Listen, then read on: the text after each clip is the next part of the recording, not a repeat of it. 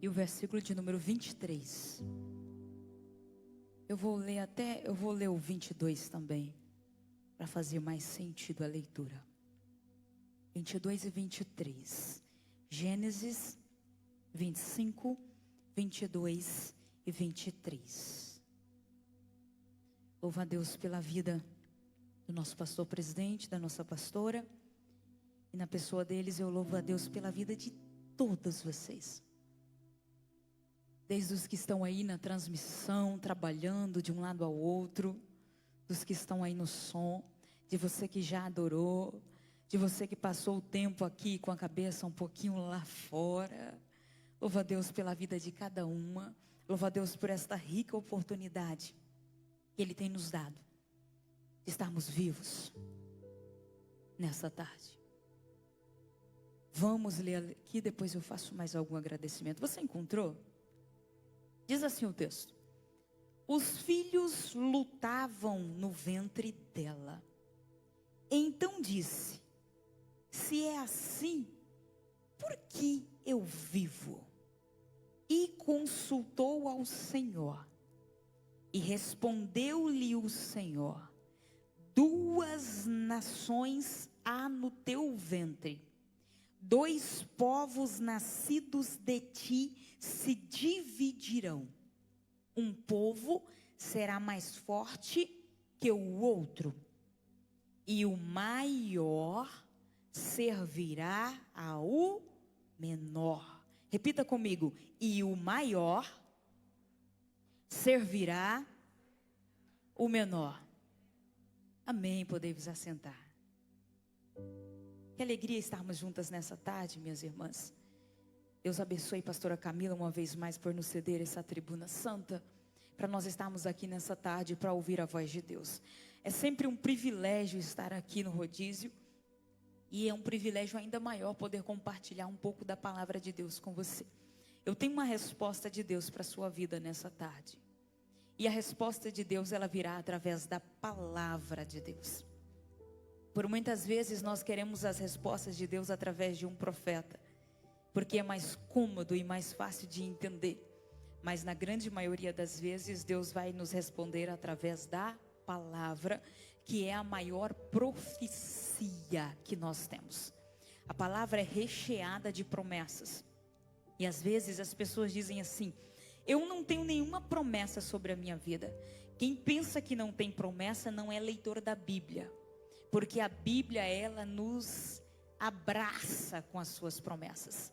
Desde o livro do Gênesis ao Apocalipse, nós recebemos de Deus inúmeras promessas. Se você ler a Bíblia todo dia você vai se deparar com uma promessa, com uma palavra de sustentação, de exortação, de acalento, de conforto, de confronto.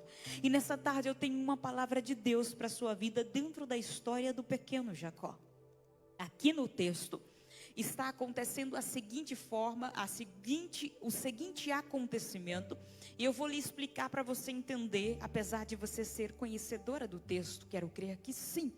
Aqui no texto há uma mãe com duas crianças no ventre, e essa mãe está vivendo um dilema. Por quê? Porque as crianças, elas brigam dentro do ventre, elas lutam dentro do ventre. Interessante é que quem já foi mãe sabe que quando tem apenas uma criança que ela resolve fazer alguns movimentos bruscos, a gente já sente dores. É uma dor daqui, uma dor dali. Empurra aí a criança para ver se ela muda de posição, para que a dor pare de doer. Agora imagine que havia gêmeos, e imagine que os gêmeos estavam lutando no ventre. Imagina como era o desconforto da mãe Rebeca. A mãe Rebeca já não sabia o que fazer. E sabe o que era pior? O pior é que ela não tinha o que eu e você temos hoje, o ultrassom 4D, uma possibilidade de ver o que estava acontecendo no ventre na hora daqueles movimentos bruscos. Ela não entendia e apenas sofria com a dor. Então, como ela não tinha um ultrassom para poder recorrer ao médico e dizer: vê o que acontece no meu ventre, ela recorreu a quem fez gerar no ventre dela, ao Deus que conhece muito além do que um ultrassom pode te mostrar. Há um Deus que desenha a cadeia do DNA humano no ventre da mãe, fazendo-o semelhante ao do pai, mas diferente de todos os outros DNA já existentes na face da terra. Imaginou quanto é difícil você, quando vai catalogar um número de pessoas, e você tem que enumerar as pessoas, mas não pode repetir os números, ou então não pode repetir as cores, dá trabalho. Agora Deus, Ele não repete o DNA humano, e mesmo que nasça um, nasça outro, Ele faz o DNA semelhante ao do pai, mas não repete o DNA, só para dizer para mim e para você que somos únicos nesta terra, independente de como é que você é, se você é grande, pequeno, alto, baixo, forte, desenvolvido, habilidoso, pouco habilidoso, ingênuo, esperto, eu vou lhe dizer, você é único na face desta terra. Mas como ser único em uma geração que quer ser igual? Uma geração que passa dias e dias copiando influências digitais. Uma geração que se o A tem o cabelo assim, ele tem que ter. Se o B tem isso, ele tem que ter. E já não é mais questão de saúde, é questão de necessidade emocional. Ser igual ao outro que parece estar bem emocional por causa daquilo que ele transmite em uma rede social. Mas o Senhor te trouxe aqui nessa tarde para dizer, você é único, os teus filhos são únicos, o teu esposo é único, a tua casa é única. E hoje nós vamos falar sobre isso.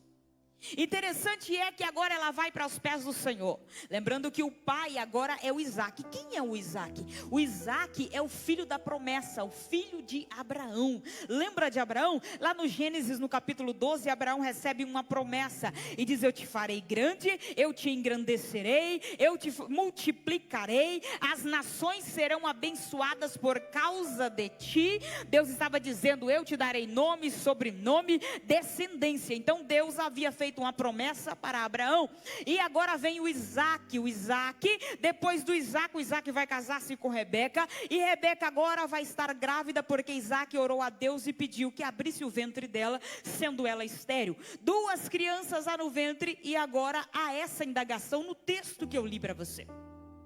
Interessante é que Deus vai responder para Rebeca a seguinte afirmação, Rebeca, no teu ventre há 2.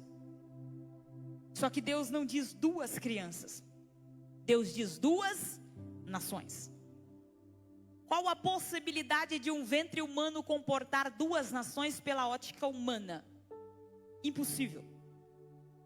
Não tem como ter 2 nações na lógica humana dentro do ventre de Rebeca.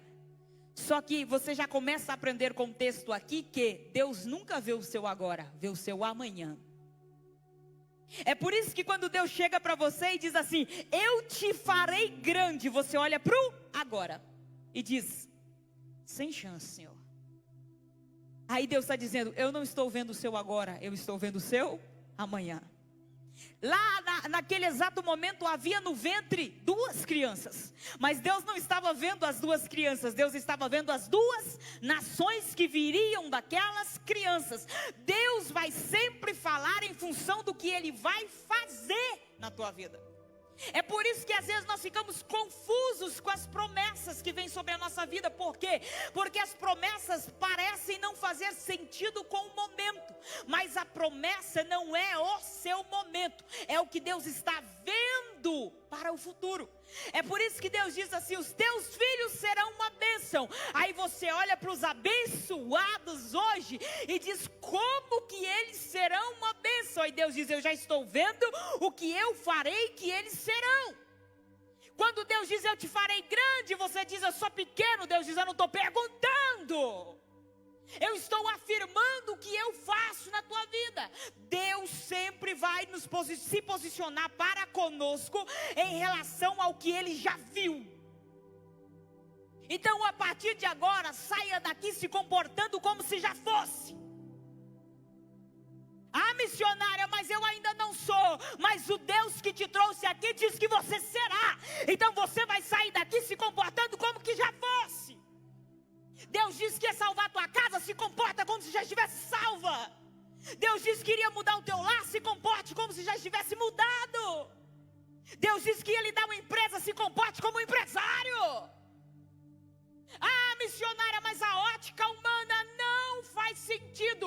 Começa a viver como se já fosse. Como se já fosse. Lembro-me que quando na infância Deus disse que eu ia me usar no ministério da palavra, eu ia para a igreja me sentindo a pregadora. Pegava a Bíblia do meu pai, maior do que eu, e eu ia para a igreja me sentindo a pregadora do evento. Uma criança, porque eu já estava me comportando como se fosse. Deus te trouxe aqui hoje para dizer: para de se comportar do jeito que você está. Para com essa ideia de que, oh, coitadinho de mim. Deus já viu o seu amanhã e não tem nada de coitado no seu amanhã. Deus já viu a sua história, a trajetória da tua casa, dos teus filhos, dos teus netos. Deus já fez história para você viver. Oh, aleluia! Aleluia! Vamos para o texto. 2 nações há no teu ventre. Olha só que interessante, eu preciso chamar a sua atenção. A promessa que está sobre a sua vida não nasceu porque você nasceu. Você nasceu porque já havia uma promessa sobre a sua vida antes de você nascer. Como missionária, quando Deus fala que vai abençoar aqui dentro desse texto, o pequeno Jacó, Deus já tinha falado lá para o Abraão: eu te farei grande, e a sua descendência eu darei essa terra. A promessa não está condicionada à sua vida pelo pedacinho de tempo que você está passando aqui. Deus já guardou os seus bisavós. Deus já guardou os seus avós. Deus já guardou os teus pais. Ah, mas os meus pais já morreram, mas mantiveram eles vivos até o dia de você estar vivo. Tem muitos que perderam a mãe lá no dia do nascimento. Eu nasci, minha mãe morreu, missionária, e agora? Deus manteve ela viva para gerar a promessa e você nasceu. Oh, aleluia!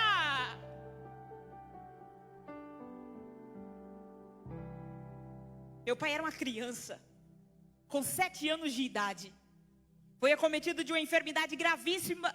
E os médicos olharam para o meu avô. Na época não tinha condição de se locomover a 250 quilômetros da cidade onde meu pai tinha que fazer o tratamento.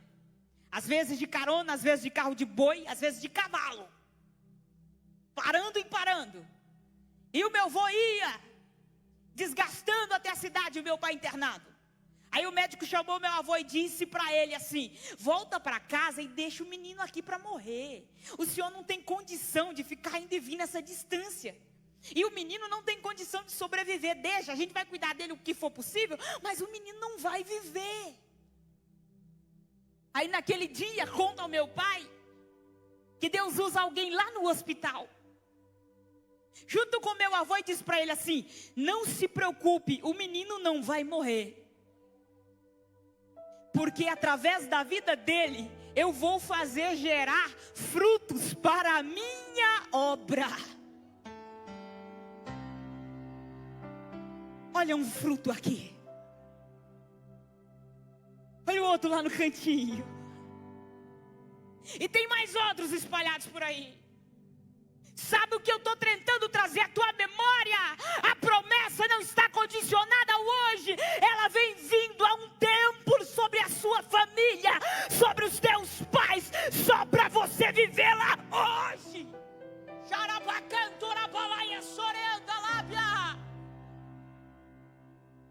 Oh, aleluia! Levanta a mão quem tem promessa, deixa eu ver. Deixa eu ver quem tem promessa. Deus te trouxe aqui para dizer: eu ainda estou firme com as minhas promessas. Finca as estacas no chão, enraiza, dá fruto que vai acontecer. Oh, aleluia!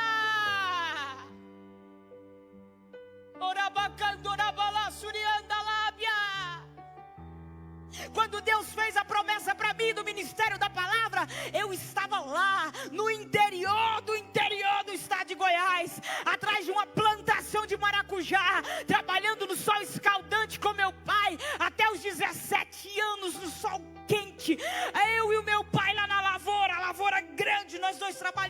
pai não teve filhos homens, então eu fui para a lavoura com meu pai. E havia uma promessa: eu te levarei em muitos lugares que tu nunca antes sonhou pisar a planta do pé. Mas a menina estava atrás da flor do maracujá, polonizando às 2 da tarde, o sol rachando, eu às 2 da tarde no sol, e a promessa no ouvido: eu te levarei, pela ótica não fazia sentido.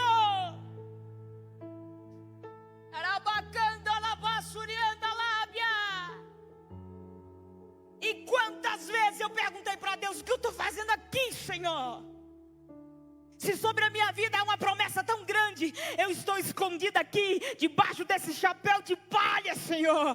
Eu estou debaixo desse sol, das 2 às 5 da tarde, Senhor. Mas a promessa, ela já estava na vida do meu pai desde os 8 anos de idade. E aqui está, no altar da Ardê Catalão, a menina da promessa.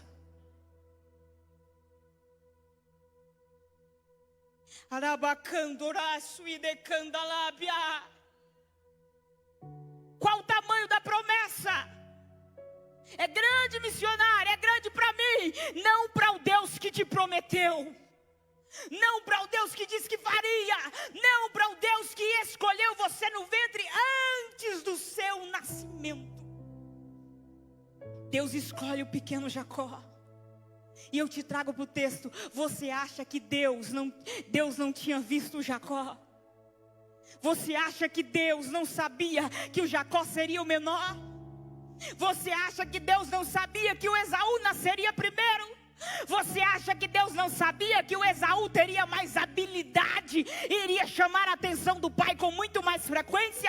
Você acha que Deus não sabia que o Isaac ia amar o Esaú mais do que a Jacó?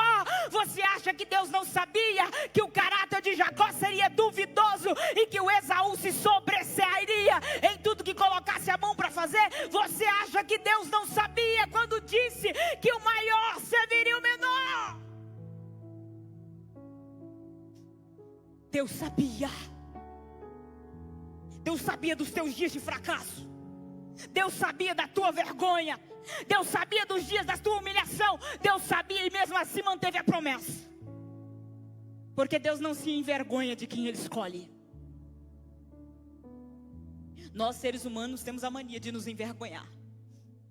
Não é verdade, irmãs? Quando a gente chega num recinto assim que o nosso marido está meio fora do rumo, sabe?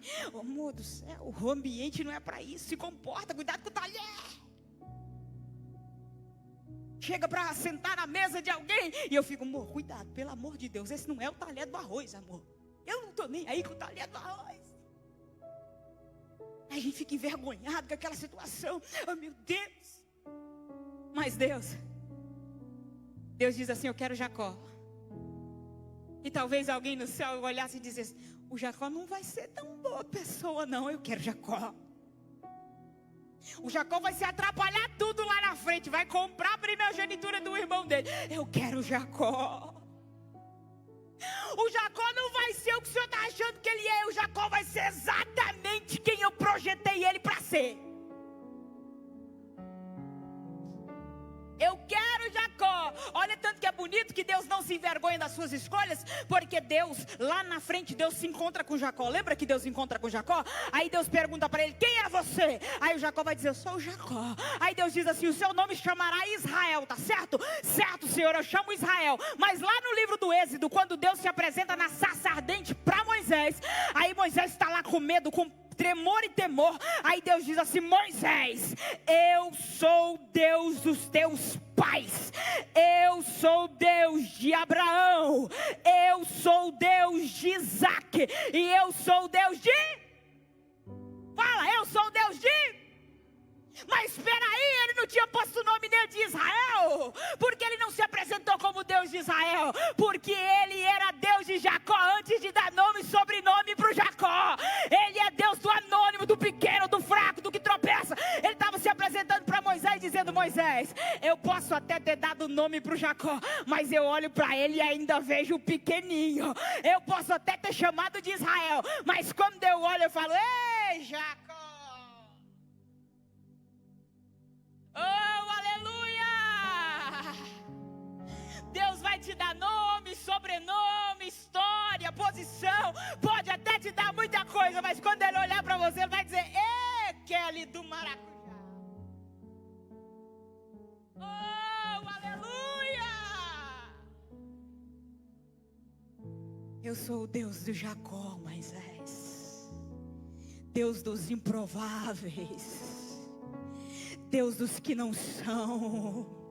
Deus dos pequenos, Deus dos envergonhados, Deus dos que promete 1 milhão de coisas no domingo à noite, no culto de domingo, e na segunda faz tudo errado de novo, mas eu ainda continuo sendo o Deus do Jacó. Orabacanda lábia. Eu vou lhe dizer uma coisa nessa tarde: continua sendo Jacó, até Deus te chamar de Israel. Olha para o texto, eu vou te mostrar uma coisa. Olha o que Deus prometeu para ela. O maior, eu quero até que você repita comigo. O que Deus prometeu para ela? O maior.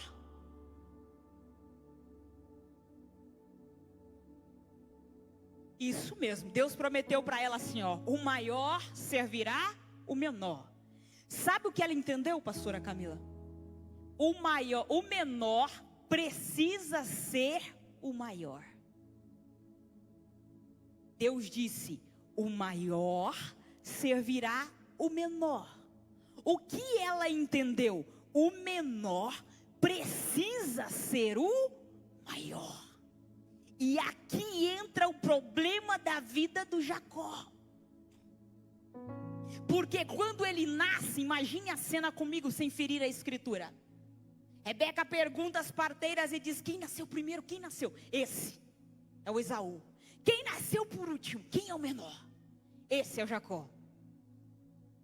Aí ela olha para ele e a promessa que Deus tinha dito para ela, respondeu a ela, então ela sabia da promessa. Aí ela olha para o Jacó e diz: é com esse o negócio. Vai acontecer com esse. Mas ela achou que o pequeno tinha que se tornar grande. E Deus não disse em nenhum momento que o pequeno precisa ser grande. Deus disse que faria os grandes servir os pequenos. E é aí que nós erramos na história da nossa vida, senhoras e senhores que aqui estão. Achar que Deus precisa pegar o pequeno e fazer dele grande. Não, Deus pega o pequeno, mantém ele pequeno, continua pequeno, nasce pequeno, desenvolve e está pequeno, morre pequeno. E enquanto está pequeno, o que acontece? O grande está servindo. Você veio para cá entendendo a promessa errada.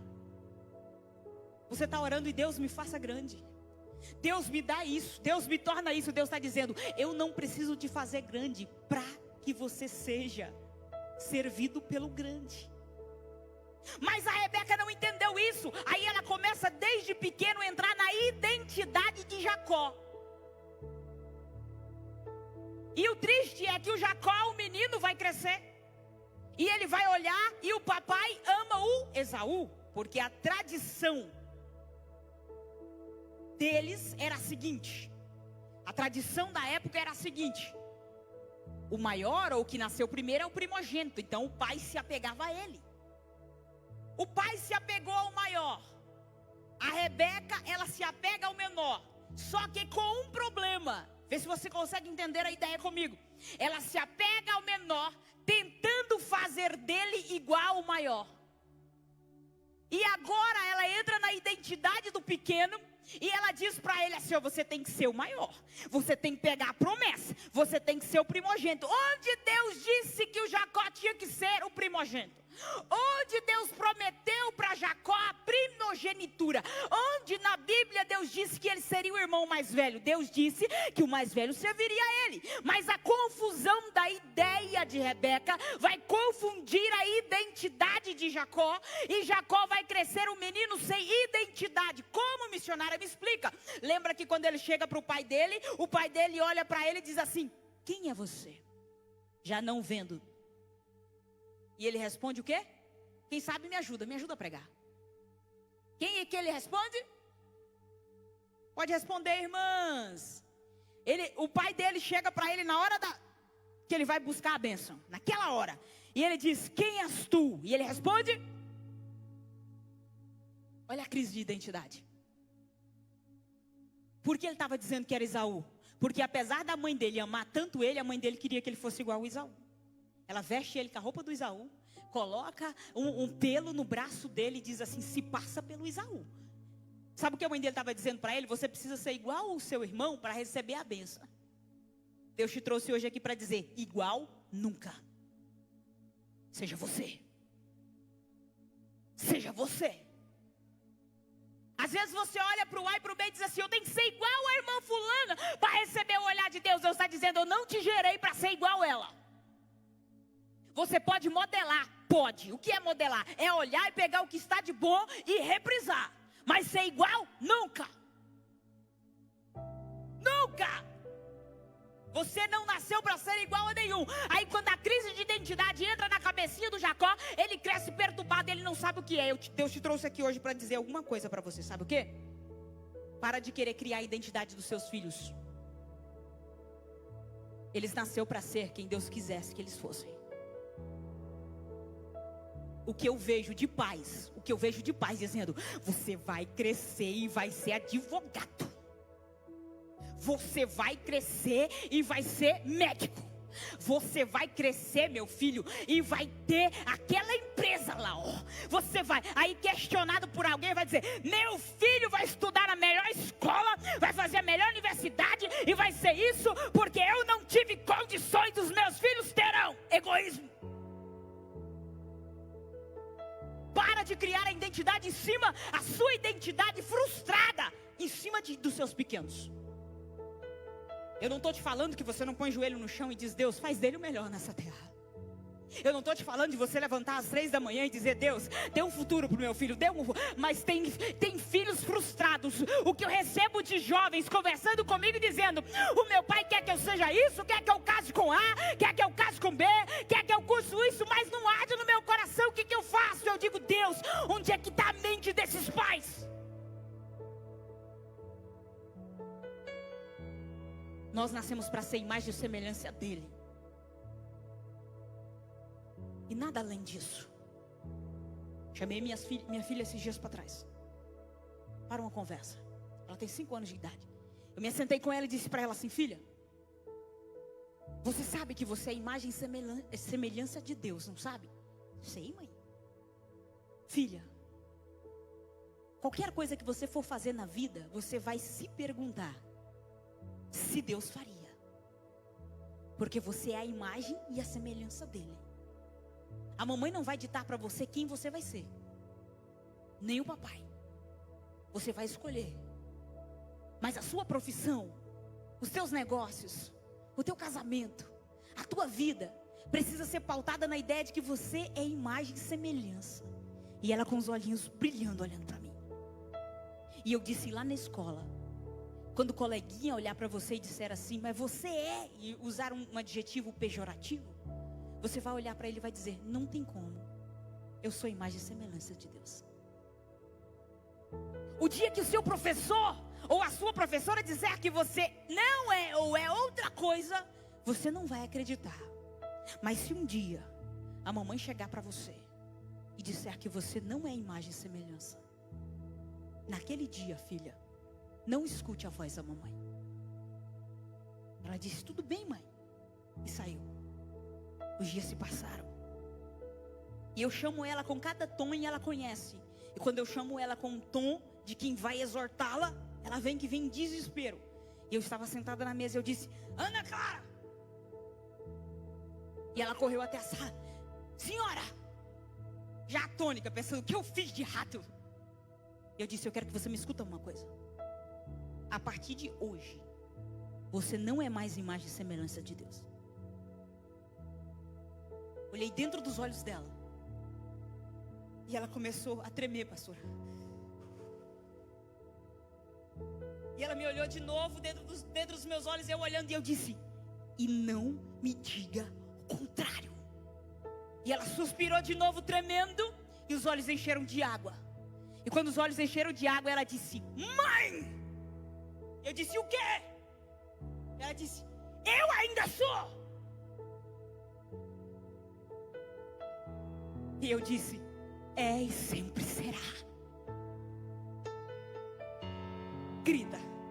E ela gritou, pastora, no meio da sala: eu sou a imagem de Deus. E eu disse: pode gritar o tanto que você quiser. E ela gritava no meio daquela sala, ela pulava, ela gritava. Que eu estou vendo de pais dizendo: olha, você tem que ser igual o filho fulano. Você tem que ser igual Beltrano. Olha para o seu filho e diz assim: seja apenas a imagem e semelhança dele, e você será alguém na terra. Lembro-me que fiz a faculdade, a mesma faculdade que a minha mãe fez, para agradá-la, na minha consciência. Por 5 anos passei na universidade. Quando peguei o diploma, eu olhei para Deus e disse: Deus, eu não vou exercer. E alguém disse: mas você não vai exercer em memória da sua mãe que morreu no meio do seu curso e nem te viu formar. Eu disse assim naquele dia: ela nunca me disse que eu deveria ser o que eu estava cursando, mas ela sempre me disse que eu deveria ser serva de Deus. E quando eu disse para o meu pai, eu disse: pai, eu não vou exercer a minha profissão, eu vou pregar. Ele olhou para mim e disse assim: então vai aonde os meus pés ainda não puderam ir.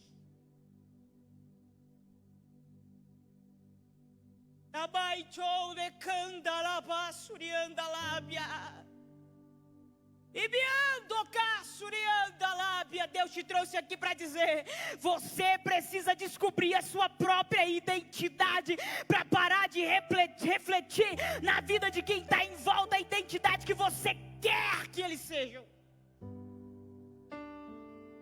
Deus estava dizendo: eu vou fazer o grande servir o pequeno. Mas Deus não estava dizendo: o pequeno precisa ser igual ao grande. Até o Jacó entender isso, eu vou encerrar aqui. Até o Jacó entender isso, ele ficou 20 anos servindo Labão. O que estamos fazendo com as promessas? O que estamos fazendo com as promessas que estão sobre a nossa vida? Deus tinha promessa sobre o Jacó, mas por causa dele obedecer a mãe dele, se passar pelo Esaú, responder para o pai que era o Esaú, ele vai sair de Canaã e vai voltar para Arã. Lembra de quando Deus chama Abraão e diz para ele: sai da tua terra? Abraão estava lá em Arã. Abraão sai da terra e caminha até a terra prometida, até Canaã. Abraão já estava em Canaã, nasce Isaac e Jacó nasce em Canaã. Só que quando Jacó atrapalha tudo ali, tentando dar um jeitinho para o cumprimento da promessa, Deus pega o Jacó de Canaã e volta lá no princípio, onde Abraão já tinha feito todo o trajeto, e diz: volta. Aí Jacó volta para Arã para viver lá com o tio Labão. Deus está dizendo para você: você já trilhou tanto caminho, para que é que está dando um jeitinho de ter que voltar lá atrás de novo? Para que é que tem que viver a mesma história de novo? Fica em Canaã. Já andou muito. Já andou muito. Mas o Jacó volta, porque o Jacó não conhecia o Deus que havia o conhecido no ventre. E no caminho de volta, ele se encontra. E no caminho de volta, Deus se apresenta para ele e diz: eu sou o Deus dos teus pais. Jacó vai trabalhar para Labão. Jacó tentou comprar uma promessa, tentou comprar a bênção do pai. Agora lá no Val de Jaboco, Jacó vai lutar pela bênção. Deus vai ensiná-lo justamente nos pontos fracos dele. Você queria comprar, achou que dava certo negociar, você vai pelejar por ela. Ele luta no Val, Deus dá um nome para ele de Israel. E Deus diz: agora volta. E o Jacó volta e é honrado, e Deus honra ele. E é no Jacó que vai nascer as 12 tribos de Israel. Coloque-se de pé. Nessa tarde eu quero que você reflita: quem é você? É o Jacó? É o Jacó? A missionária, eu estou achando que eu sou o Jacó. Ótimo, é do Jacó que Deus gosta mesmo. Mas descobrir quem é você fará você mudar toda a sua história. Porque quando chega no Val de Jaboque, o anjo pergunta para ele de novo. Há uma segunda chance na resposta. E o anjo agora pergunta: quem és tu? E a Bíblia diz que o Jacó responde: eu sou o Jacó. Hoje eu quero orar por você. Se você puder colocar a mão no seu coração, eu quero que você diga para Deus: eu sou, e diga o seu nome. Só com você e Deus aí. Quando você repetir o seu nome para Deus, vai vir na sua mente as suas fraquezas, as suas limitações. Porque o teu nome te trará a tua história. O teu nome te trará os teus vales. O teu nome te mostrará de onde você veio. E agora, enquanto você fala com o Pai em oculto e em secreto, conta para Ele os seus maiores medos e as suas maiores fragilidades.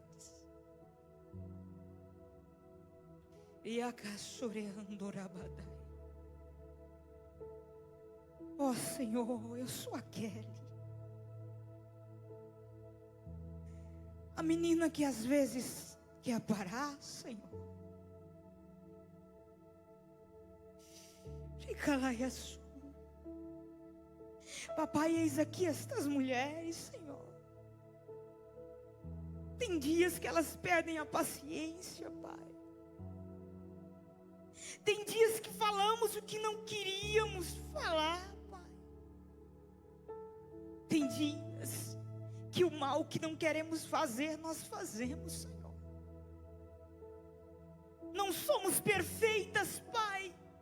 Mas nesse encerramento do rodízio, nós clamamos pela sua perfeição, Senhor. Nessa tarde de quebrantamento, de nova história, e de lágrimas que pingam no chão, e de sussurros que ultrapassam o terceiro céu, nós estamos, Pai, pedindo a Ti, dizendo: somos o Jacó mesmo, Pai. Mas aprendemos nessa tarde que o Senhor é o Deus do Jacó. Irialaçu, Arabassurianda, Labadai,